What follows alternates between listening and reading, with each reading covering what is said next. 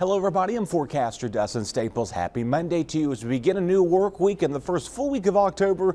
It's going to feel a little bit starting like summer, but we'll start to cool off throughout the week and feel like a little bit of that fall is scare to say the least. Sunday though, we did pretty all right, mid-80s out here, a few degrees warmer for some folks, but overall though, we're going to stay in this warm and dry pattern at least through tomorrow, but we're watching again for that midweek cold front to bring us some rain showers as well, and then as we go towards later on in the week, we'll have to keep an eye on the tropics. Right now it's still several weeks out if we see any impacts, but it's something to keep in mind as we go out towards the peak of hurricane season as well. Starting things off early at sunrise this morning, mid-50s, low 60s, even some 70s out towards the coast, so not feeling too bad out there. Again, some dry air still here for sure, but we're starting to see a little uptick in that humid weather starting to move in the area as we go towards the coast. That'll start to overtake the areas we go towards later tonight and then through Tuesday and Wednesday, and you'll see that represented in our 8-day forecast in just a second there. But for now, we got finally a clean sweep of no rain for the first time in a long time for a lot of locations,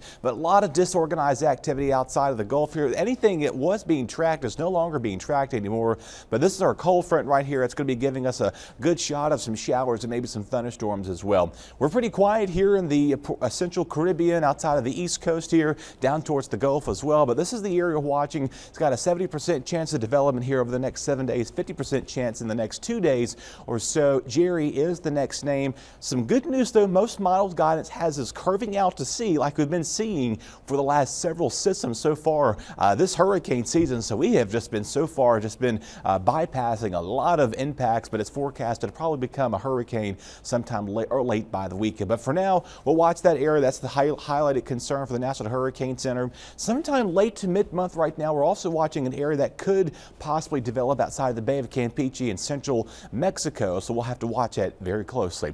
Bringing things back closer to home, looking pretty good today. Nothing real issues to complain about. Some high cirrus clouds, that's really about it. Temperatures today getting up in the low to mid-80s out there. As we go towards tonight, we'll see a few clouds, maybe an isolated stray shower for some tomorrow.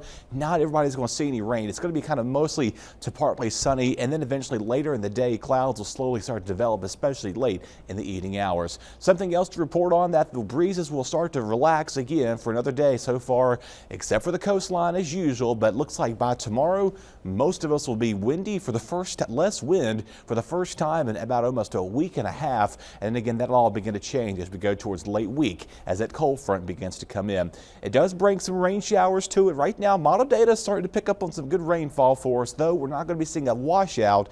It'll be enough to kind of get those soil levels wet. This is at least through Friday, and again Saturday, watching it for a possible coastal low. Maybe that could throw back some more showers as we go towards the start of the weekend. But for now though, we're pretty quiet on that front for at least for a few days anyway. Moderate risk of rip currents for the Crystal Coast, also for the southern Outer Banks for the first time in a long time, but unfortunately the high risk continues for the northern Outer Banks region, so if you're heading out that way, you may want to watch out for that too. Of course, that king tide kicks in later on today and tomorrow and the rest of the week just about.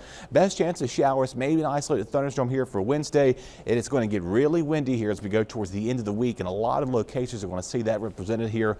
Of course, once we get past that cold front, it'll kind of drop our humidity levels for several days on end, and that's the way things shape out here on our 8-day forecast. As you see here, best chance of showers and thunderstorms by middle of the week here. Cold front comes in, drops those temperatures to the lower 70s here. Right now, we're watching for a coastal low. It could form off the coast of South Carolina sometime this weekend. Still too early on specifics, but right now we've put a chance of a few showers for both Saturday and Sunday.